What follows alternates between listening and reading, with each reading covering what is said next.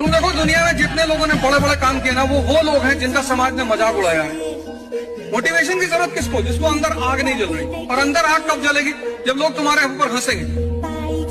और लोग तुम्हारे ऊपर हंसेंगे जब तुम बहुत बड़ी बड़ी बातें करोगे। हवाई जहाज खरीदनी, अब तुम चाय पिलाने के लिए किसी और से कह रहे हो कि भैया चाय पिला दो, उसी के चाय पी के उसी से कह रहे हो हवाई जहाज खरीदना है। और जितनी बातें, कुछ लोग तो खैर उनकी कितनी बेइज्जती